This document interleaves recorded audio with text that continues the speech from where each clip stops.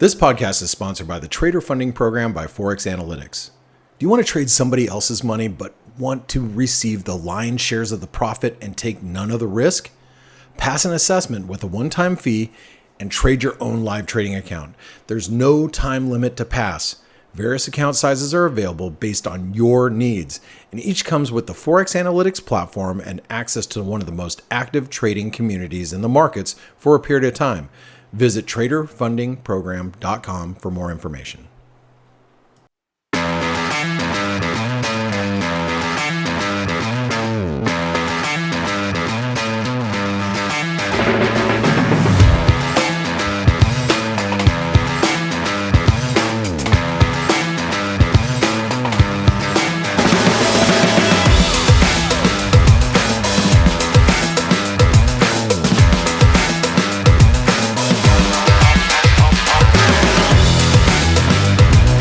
Welcome to the MicDropMarkets podcast. Today's special guest is Mark Nelson, founder and managing director of Radiant Energy Group.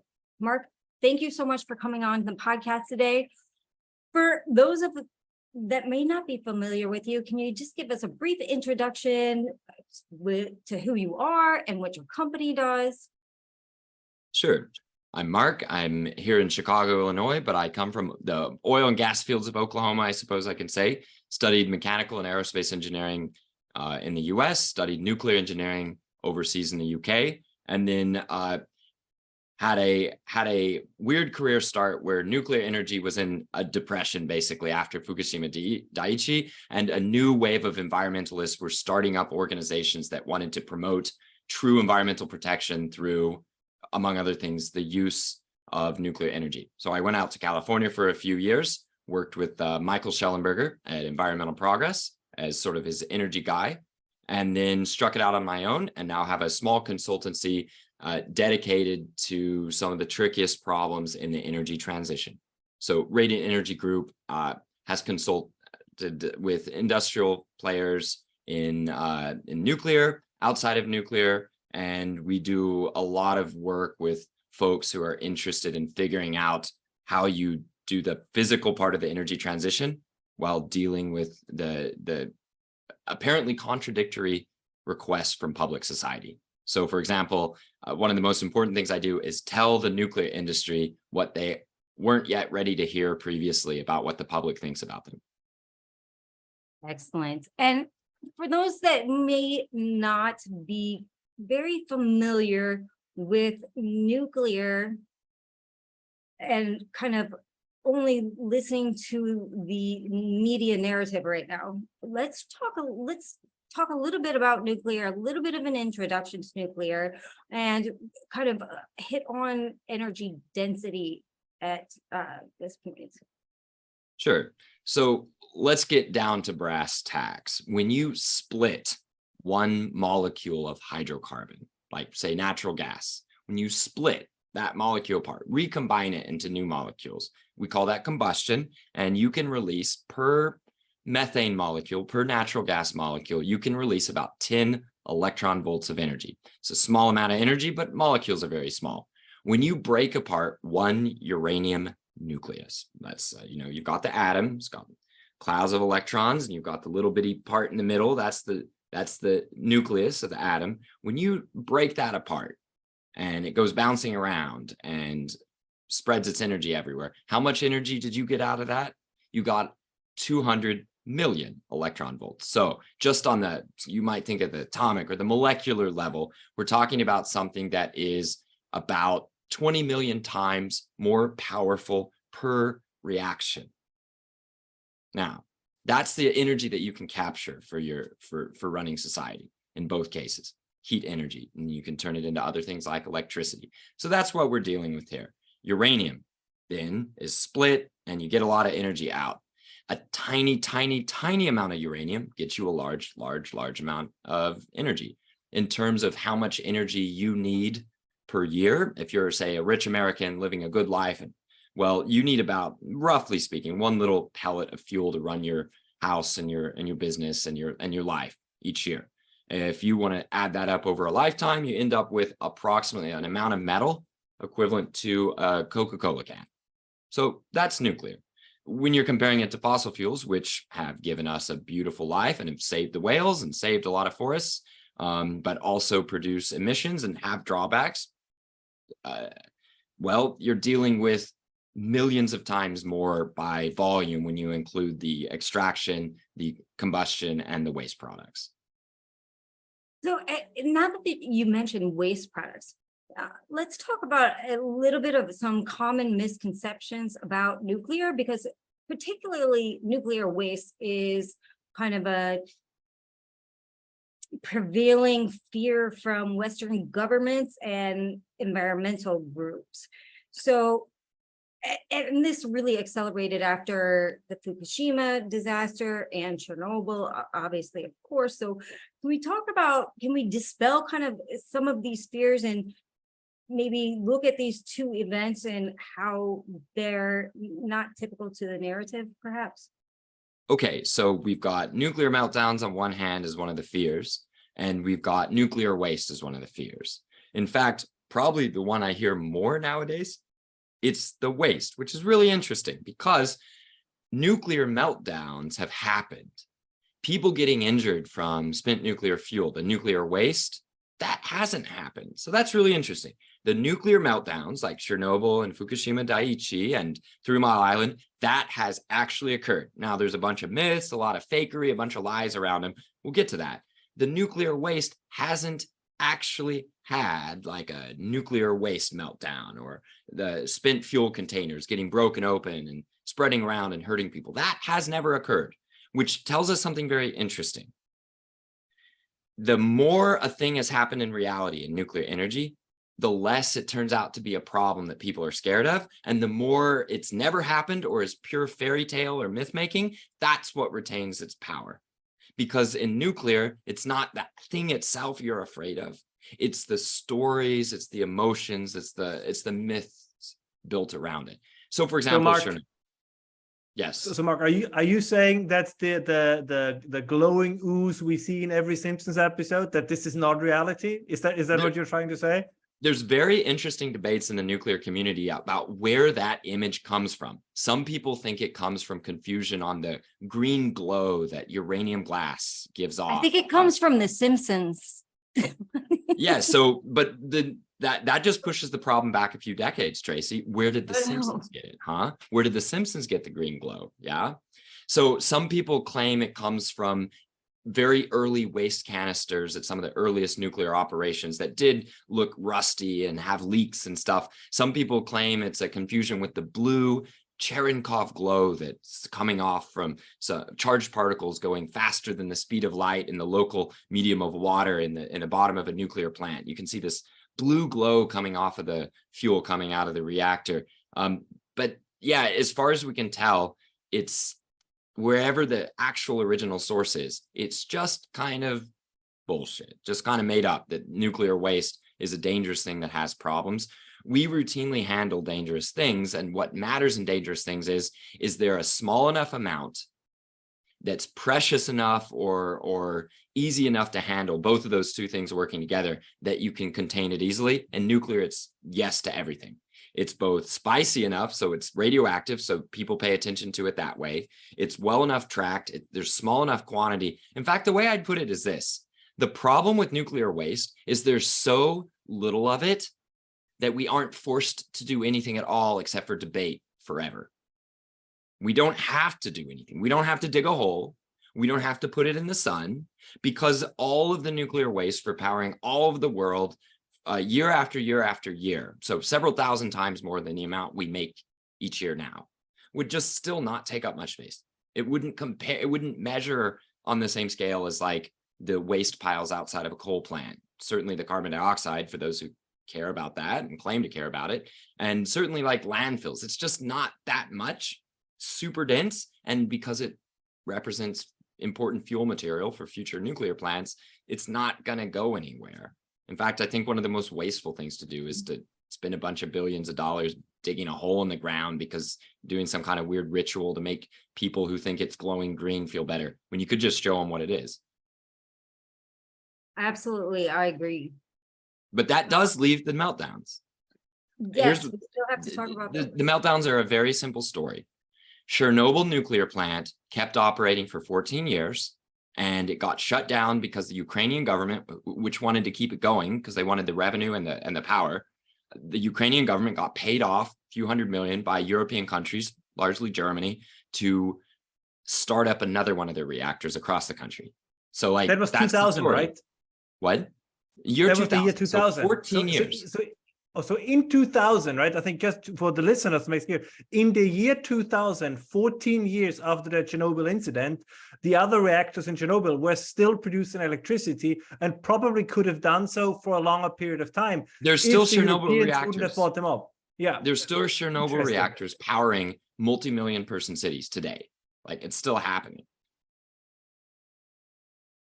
So that's what I have to say. The most destructive meltdown ever that cannot physically occur in other types of reactors, whose triggering mechanism was physically altered to no longer exist in the reactors of the same type, still in operation. Kept operating.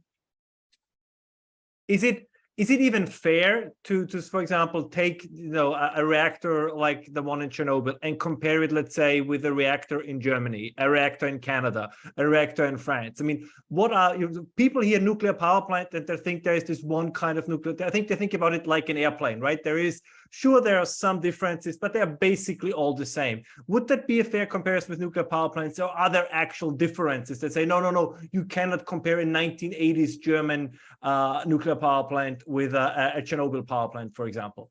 Well, first of all, you can't compare anything to those German plants because they are the finest engineering ever in the history of the power sector. They stand above everything else. I think they're better. My German heart beats high. Yeah, no, those German reactors that just got shut down are some of the finest of all human engineering, just from end to end. They were the culmination of a brilliant 40, 50-year development program. They used the very best skills of the German people while avoiding the worst skills of the German people, which is like choosing what major direction to go in. No, they were handed this direction and they successfully pursued it. Now they have a dumber direction and they're unsuccessfully pursuing that.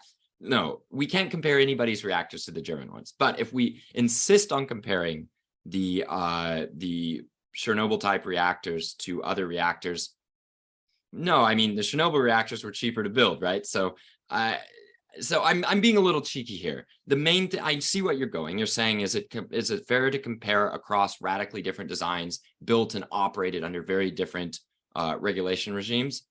No, but I would even say that I'm willing to lump in today's Chernobyl designed reactors, which are even less modern in some ways. They were newer than the ones that blew up in Chernobyl. There are reactors 5, 6, 7, 8 years older than the ones at Chernobyl, still in operation.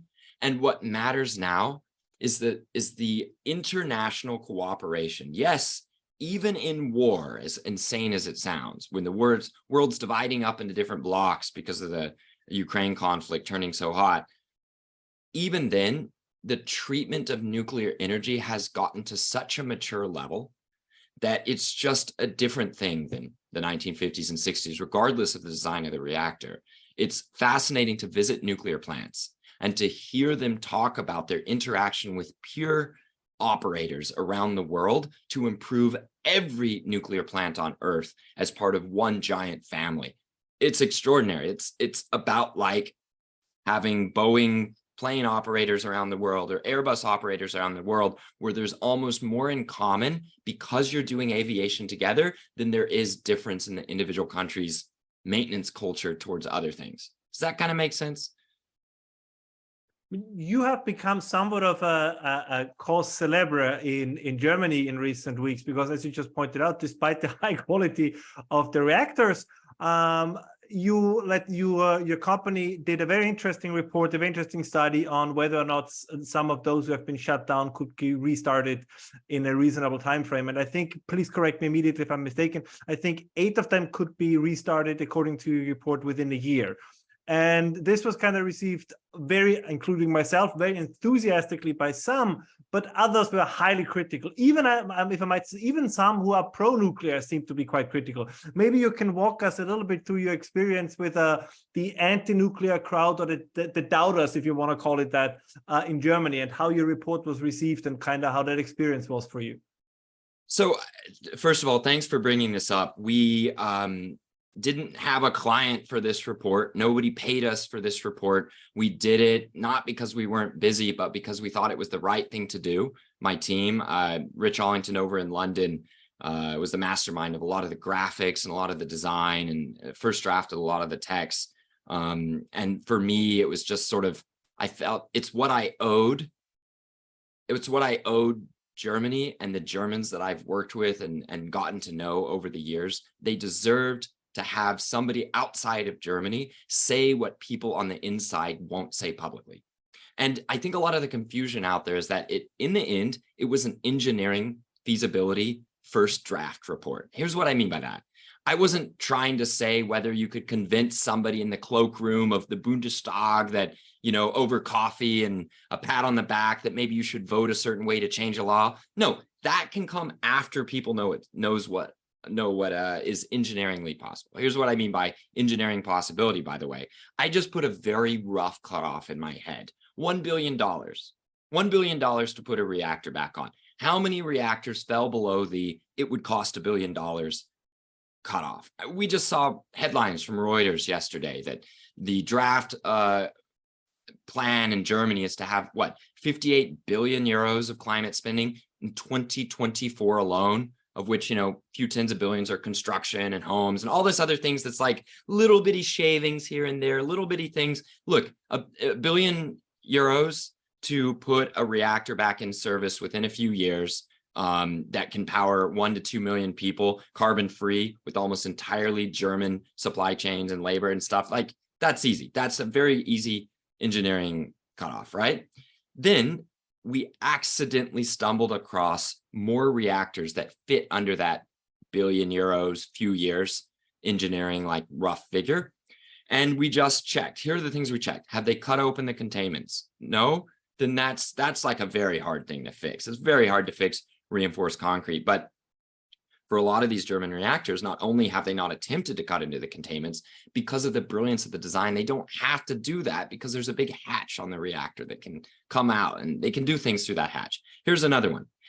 Cutting pipes is okay because now we're really good. You can just hire the crack teams of laser welders from Westinghouse and they'll come out and in a weekend just get your pipes, no matter how big, just re-weld it. They can just do that, right? So there are people who criticize the report saying, no, pipes have been cut. You can fix pipes. What are you, Germans, or are you sea turtles? Like, you can fix pipes, you fools. Anyway, I'm trying to compliment the Germans and they're whining. It's insane. Okay, so then you check things like, have they damaged the reactor vessel? No, because reactor vessels, there's a thing with a big lead time and they're really expensive and hard to replace. It's just not really done. Steam generators, you can replace this. I could keep going, but you see my point. I'm not there to see whether Klaus has got a good relationship with Olaf, or if, Dieter is on good terms with the voters in his party if he did. No, blah, blah, blah, blah, blah. That's all downstream from the engineering reality. They can fix that if they want to. If they want to, they've got to know what's possible. So there you go. We put this report out. It was like 10, 20 hours of our time. Again, pro bono, because it was the right thing to do. And then suddenly we have these Germans convinced there's some conspiracy. Who funds you? Who funds Radiant? I'm an engineering consultant. Who funds you to be a professor of psychology trying to comment on energy supplies, right? Bunch of bozos out there. Anyway, sorry, I can get a little heated on this subject. In the end, what happened was we were just really short, really direct. My buddy Rich is a fantastic graphic designer and put our simple findings into very clear forms. And we put it out there, and we didn't launch it in the media. We didn't figure out insiders. I just put it on Twitter and we put it on our website, and that was enough. I mean, it did get quite viral. I think it was part of a headline of the German Bild, which is kind of one of their major media outlets. And so I think it shows, however, would you agree?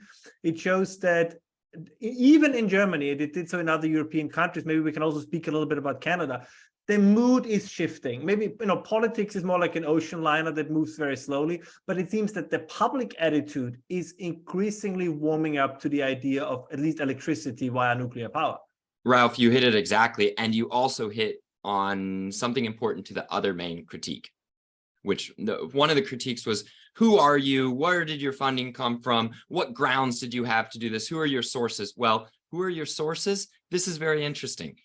Look, at this point, I've been traveling to Germany for 6 years on this project. I'm trying to stop them from closing their reactors. The German industry won't fund this. They don't support it. They've been not nice about our efforts to help them live. So this isn't about the German industry. But of course, German employees know the truth of what they're doing to their own country, what they're being paid to do to their own country. And they talk a little bit in very quiet corners to trusted parties. And people attacked us in our report for not naming the engineers at these nuclear plants that we got information from, which is just, it's interesting because I think they, in the end, knew that if we named names, they would be able to attack those people, get them fired, hound them out of jobs. So there's this sort of omerta in Germany where you're not supposed to speak truths about nuclear because the public has already decided on lies. And it's a very, very dark thing when you experience it in person. For me, the first time was in 2017. I went to Berlin. I was just a little cheeky boy working for Michael Schellenberger. He sent me to go ask for a meeting at the lobbyists, the industry group in Berlin. They have their offices that represents the nuclear industry in Germany. They took our meeting out of politeness. It was me and a Finnish guy, Rauli Partanen, up in who's important writer and energy consultant. So we go in. And it's this dimly lit office with almost nobody there, right there in Berlin Mitte, right in the center of things. We go in and this very nice guy says, don't try. I'm the last one left. Everybody else is left. Please let us just die in peace. And this was 2017, where there was 6 years before the eventual closure in which to do something. 6 years. And they were saying, go away. We want to die. We want to die quietly. If you must do something, spread our story as a warning to other places. That's what we heard. And that's about been my contact with the German industry, which tells you why, if you're in the German industry, you wouldn't want to go on record. You wouldn't want to speak your truth to the public. You don't want to mess up your boss's already hard job of trying to figure out where energy is supposed to come from in Germany. So sometimes it takes outside voices. That's what we did. And if people don't want to read our report because we don't out our sources, they get to watch Build report on it. Neither does Reuters, by the way, or any other. How many news articles have you read? Sources say so. I think that's kind of a bias. And you can either trust Reuters or not. And sometimes it turns out you can trust Reuters, sometimes not.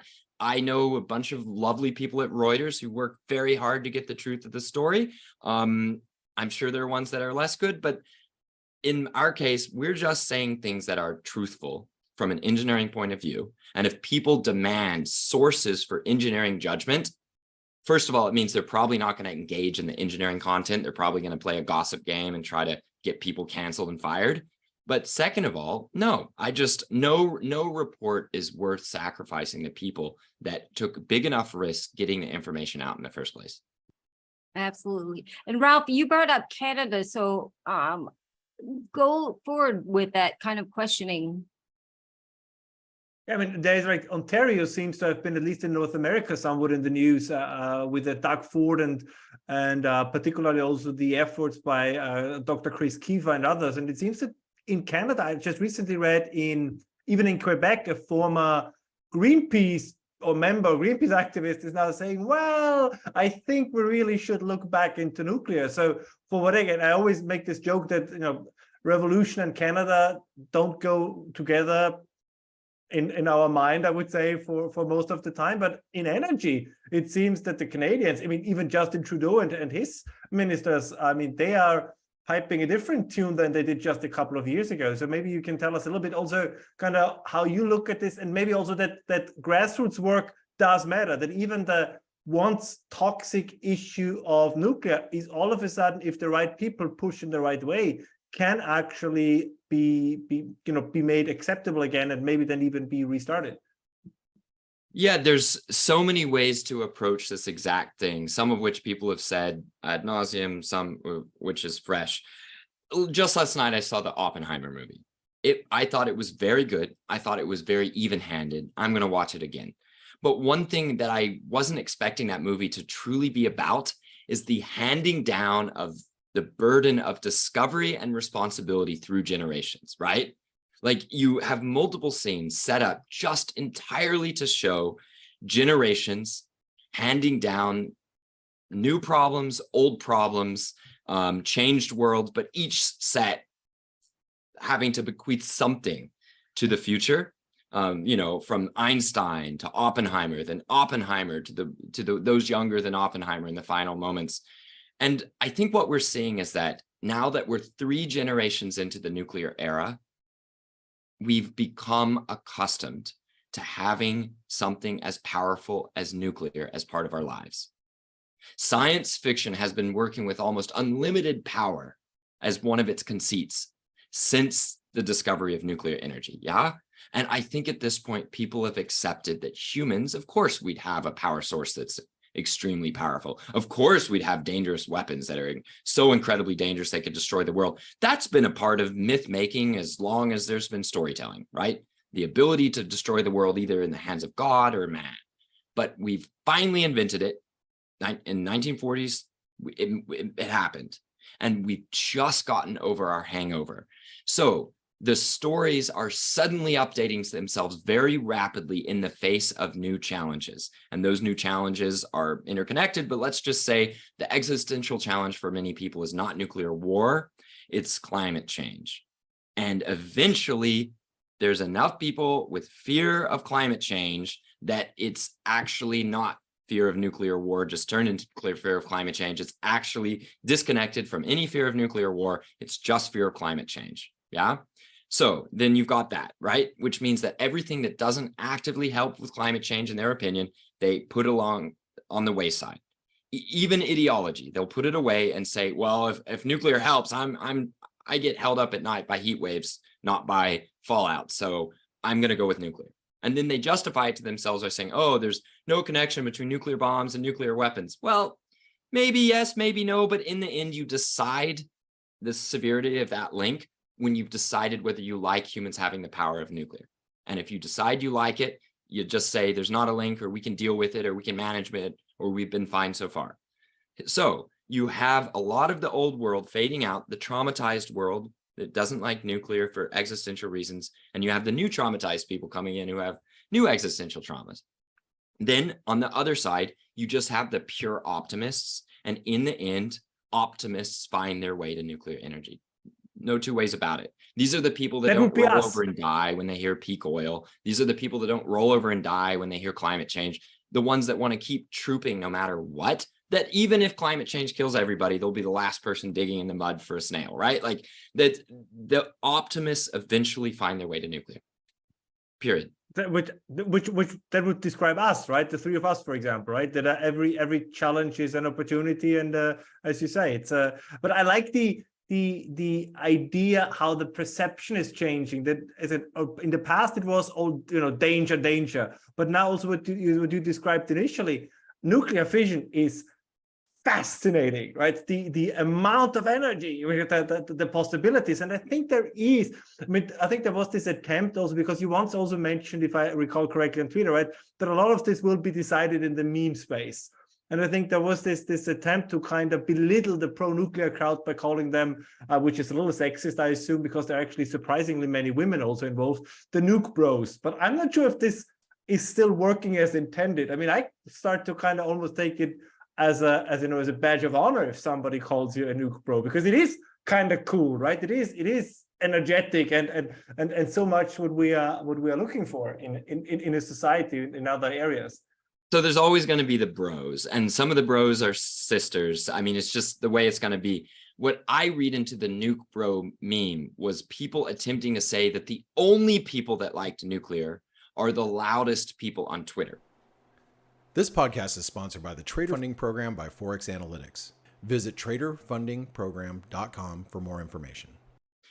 Which could only last as long as it took for the loudest people on Twitter to help ignite this wildfire fire of pro-nuclear energy, including among people who could not possibly be classified as nuke bros, like calm, lovely ladies who want to share their love of nuclear energy on Twitter and do it without. I'm a girl. And Wait, I've been but okay, Tracy, but you might be a nuke bro too, depending on how much you dunk on people on Twitter. I got to just say, if you have a big attitude, you may be one of us bros. Okay, well, I'm not a meme provider on nuclear, so I probably would not be in that category as a nuclear bro. You know what? In the end, it's about self-identity. If you want to be a nuclear bro, you too can be a nuclear bro. I embrace the identity, and then I'm just polite on Twitter.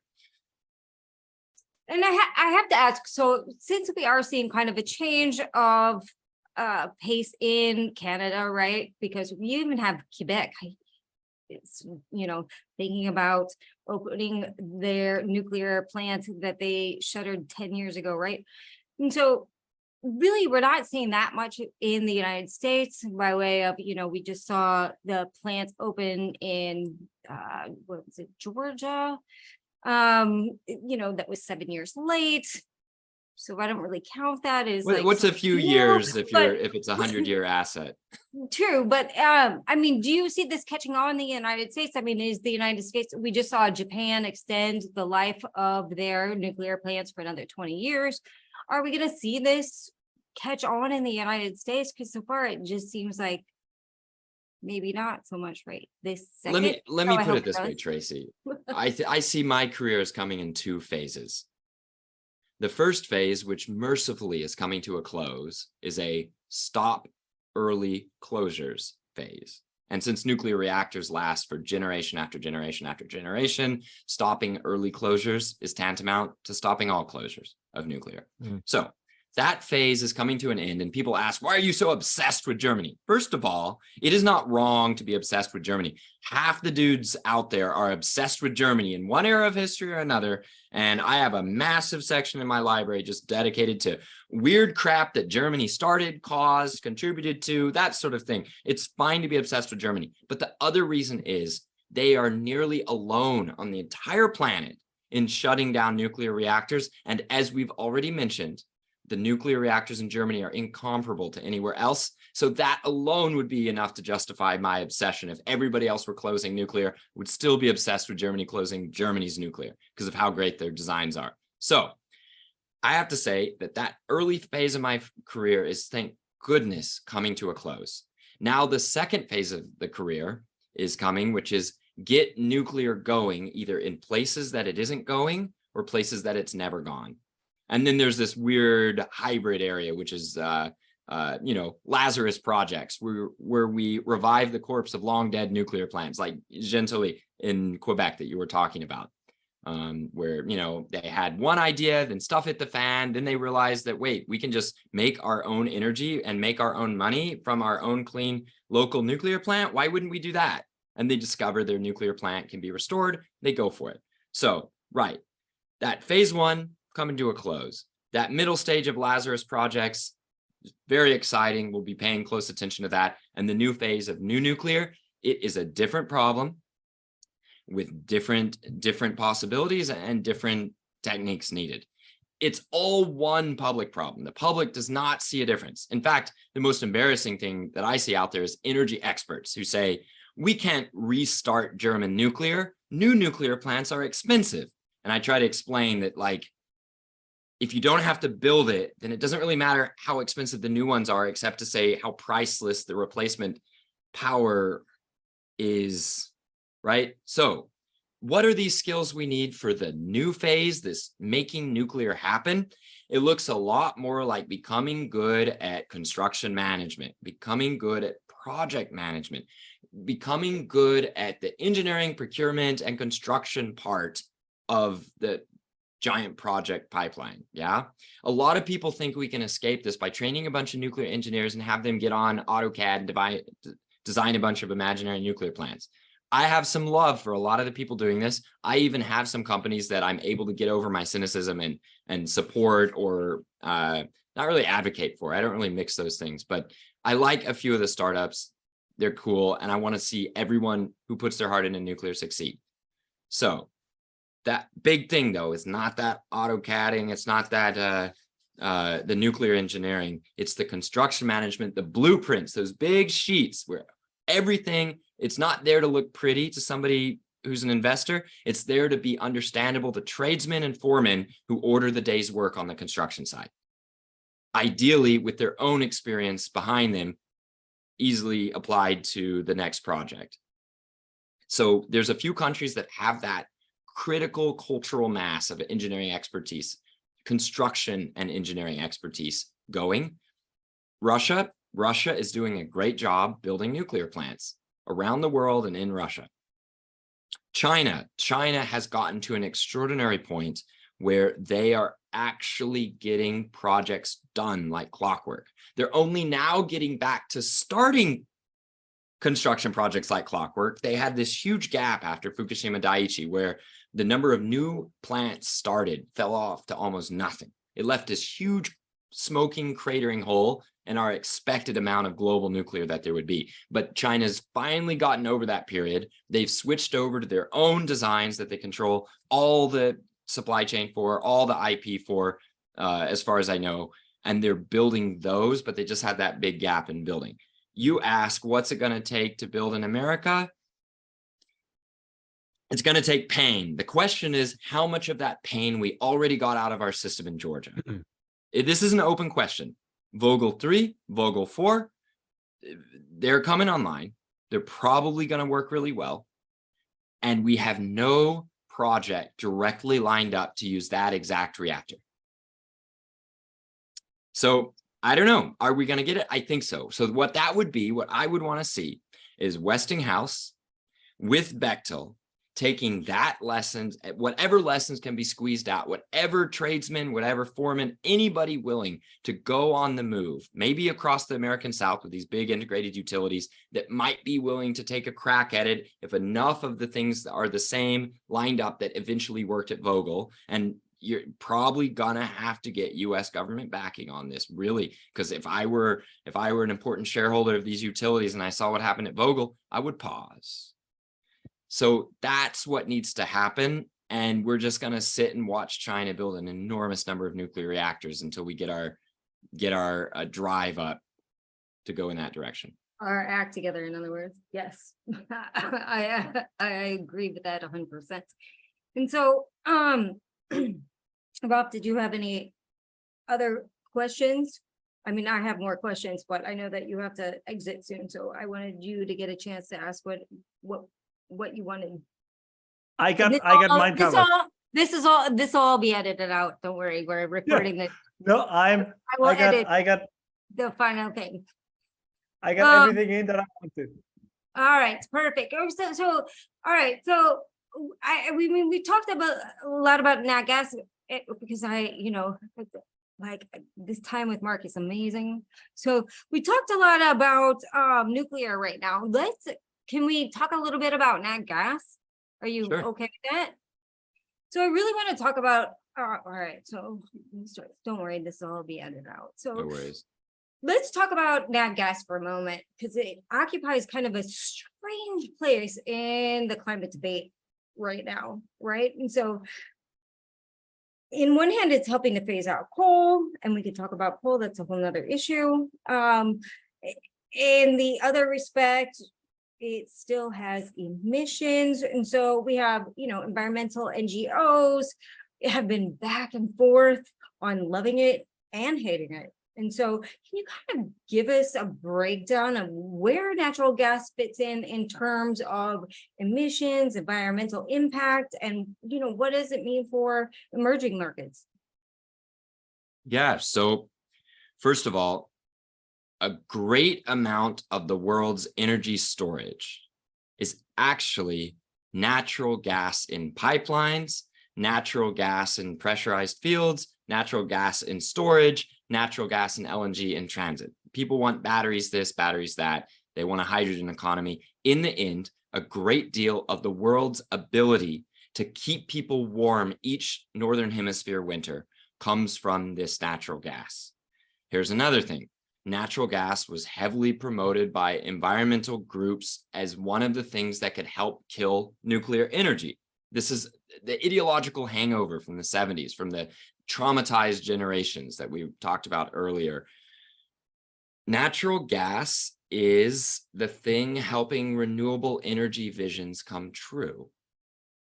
People who want to build a lot of renewables are in effect depending on natural gas not to have a breakdown in the energy supply and be put up against the wall by a revolutionary pro-coal, pro-gas, pro-oil, pro-everything fossil committee, right? Like this is, I don't think a lot of them really realize this because it's easy to promote things when you're not in power, you have no position of responsibility, you're unelected. Natural gas is providing a bulk amount of the energy that's allowed the US, for example, to get rid of coal while not like losing the grid, bankrupting everybody, and not having the ability to heat homes in the winter. A big battle is whether new cities, new neighborhoods, new houses, new office buildings should or shouldn't have natural gas hookups. The idea is if you stop adding to the grid, you'll be able to reverse it, turn it backwards, have fewer and fewer folks using natural gas. I get asked about this a lot, Tracy, and it's very tricky because there's an answer that is correct in terms of making emission number go down.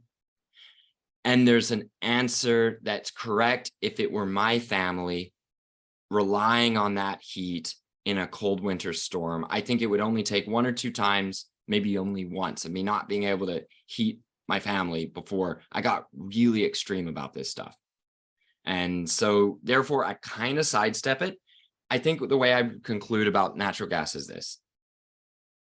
If you want to get rid of natural gas, you better love it first and know what it's providing. And then you better build nuclear as fast as you can to permanently deliver the most critical functions of what natural gas is delivering, which is energy, either electricity or heat, if you set it up to work that way, on demand, consistently, high reliability throughout all seasons.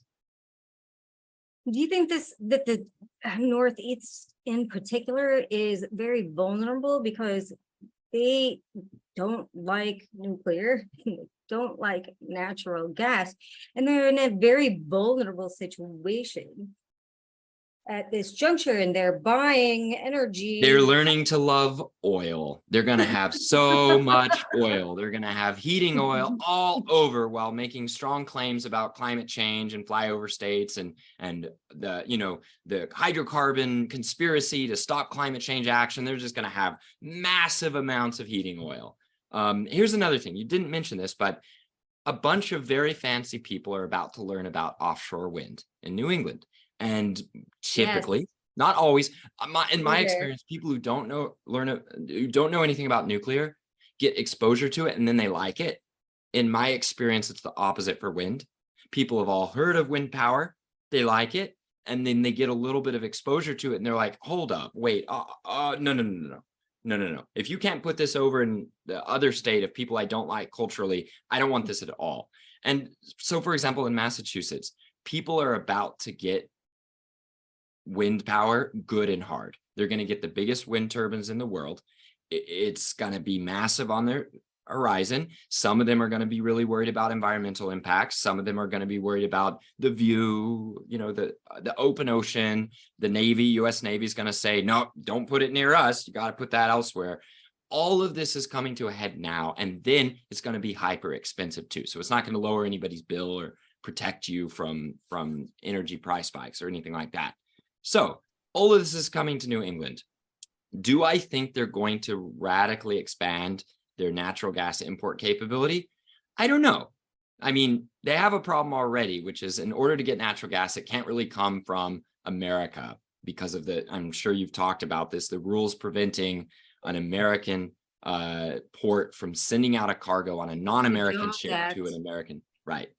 So we're about to see. I don't know what's going to happen. Here's what I suspect from observing some of this close at hand. People are going to suddenly love nuclear and realize they just turned off their own nuclear plants. Why did we do that? And then they're going to start protesting almost every energy source but nuclear. And we won't know whether they're willing to accept new nuclear until we start proposing building it in New England. So that's what's going to come up next. Yeah, and I believe that. I mean, if you look at, we don't really know what the environmental impacts are entirely of putting plastics, i.e. solar panels, silicon, all over the planet, cutting down forests. And, you know, what are we disrupting marine life? I don't know. We don't know. This is something I think we might say here, because it really irritates me when people who don't look at the issue of the whales just pillory everybody talking about it as some fossil fuel conspiracy. It really pisses me off, because it's quite frankly, it's a lot of the fossil fuel companies behind the wind farms. So like, what they're both funding the wind farms and funding the people trying to stop them. Dang, somebody better get the fossil fuel industry together and get a solid business plan for it. You can't just buy off the aquariums and the ocean protection groups and then also you know, support the people who are locals at the port with their fishing boats. Anyway, so here's the basic issue. When you make a heavy industrial site out of areas that were not heavy industrial sites, you mess with the things that use that area. The issue with whales is that they're really, really smart, really easy to startle, have really long memories. They have behavior problems. We can't just tell them, hey, we're making deafening noise this spawning season, but as long as you just wait, you can come back next season and just avoid the towers and you'll be fine. Heck, there might be bird bits falling in that you can, I don't know, eat if you're carnivorous. Right, so you can't tell that to whales. The hypothesis, and this is open science, that if it were anything but renewables would have shut it down already. This is an open problem. Extremely loud noises are happening in construction that are novel. So it's not the noises that they've learned to adapt to over years. Whales get scared, they get frightened, and they may be going away from the areas they know into the areas they don't know, getting turned around, getting lost. And there's only a few whales left, depending on what species you're talking about. Again, any other industry, you would have shut this down, but different standards apply when you're offshore wind, I suppose. Or zealot at this point. I just don't think that we're really looking at this objectively. In my opinion, I'm sure that you would kind of agree with that scenario. Well, Tracy, how about this? The offshore wind power is going to cost about as much as Vogel did in Georgia. Well, but you know it going into it. You like Vogel wasn't supposed to cost that much. So I get it. There's an extra penalty for being a surprise cost. People are going into the wind turbine stuff, knowing that it is hyper expensive, but yet still has to be backed up by the hyper expensive oil electricity. This is not great. And when you combine the environmental sketchiness and just the weirdness of the foreign oil companies coming over to do the domestic, it's given Democrats and Republicans really bad vibes. And I will watch with interest to see how the deals go forward now that they're not profitable for the people putting them in.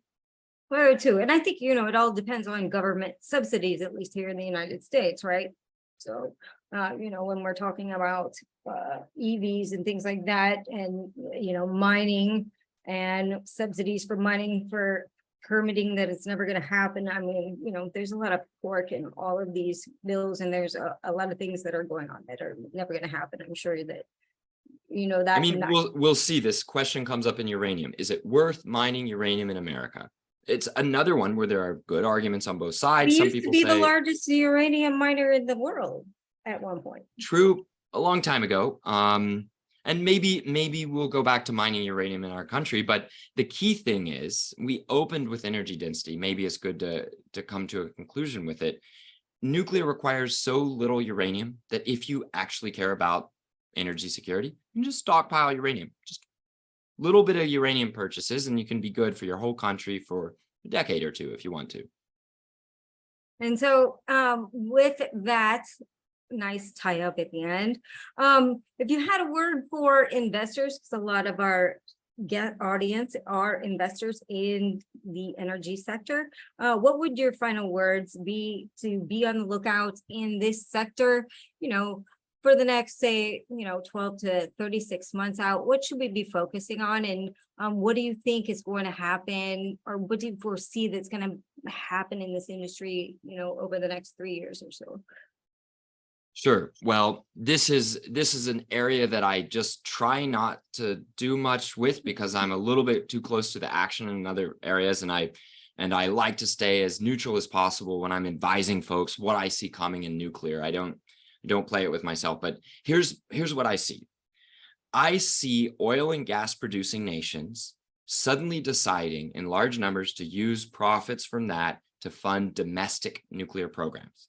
So, I mean, everything from Norway down to the Gulf, I see oil and gas revenues that are going to be shunted into nuclear to help stretch out reserves of oil and gas in your own country, to reserve it for export rather than for self-use, and also to be able to combine nuclear heat and power blended with hydrocarbons to make various substances, including for fuel, to be sold as cleaner around the world or lower carbon. If you already make the oil and gas and you have the money to build the nuclear, then you can make whatever blend at whatever price point undercuts any foolish country trying to go with a hydrogen economy from part-time renewables. It's not going to occur. It's just not going to happen. It's purely subsidy driven. And it's not like it's going to take off once you get enough. No, this is a basic physics problem. It's very unfavorable. Those that already have the hydrocarbon molecules are going to be able to make various cleanliness levels of hydrogen and say green petrochemicals. So that's one of the things I see. Here's another. It's one thing to find uranium. It's another thing to mine it. You need to be careful about companies that are only finding it in the ground, don't know how to mine it. It's people love it because it's so volatile. The stocks go bang, they go boom. That's for some people, not for others. The richest uranium find in Africa is in a hole in the ground in Niger. There are issues in Niger. Now, is it going to be worked out? Maybe. Is it going to be fine? Maybe so. Then you just have all the struggles to do the mining. That's for some people who have the stomach for it as investors. It's not for others. There's only a few players in uranium. That's what you would look for. Then in terms of building nuclear reactors, again, there's very few players and almost none of them you can buy shares in. So it's a bit of a weird play. I would hope that nuclear takes off enough that it becomes a little bit more normal in that regards. But here's another thing. There are companies with almost the entire energy mix coming from nuclear electricity. I don't have any association with Constellation here in the US, so I just say Constellation was almost unique in the energy sector for being a serious grown-up energy company, meaning 24/7 energy rather than renewables, who was in support of new draft EPA rules that would severely damage the ability to keep emitting carbon from your power plant. Now, I do think that would crash the grid for sure, but Constellation would do very well in the meantime, since they have almost no hydrocarbon energy. They have baseload nuclear. They're just sitting on their fleet that they already have, doing little bitty uprates. In fact, Tracy, right here where I sit in Chicago, this is about 80% nuclear electricity, 100% of that from Constellation plants. That's something I'd look for. I do not own any Constellation.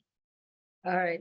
And with that, Mark Nelson, Radiant Energy, thank you for taking the time today to spend with us. And we definitely look forward to having you back on again. Thanks again, Tracy.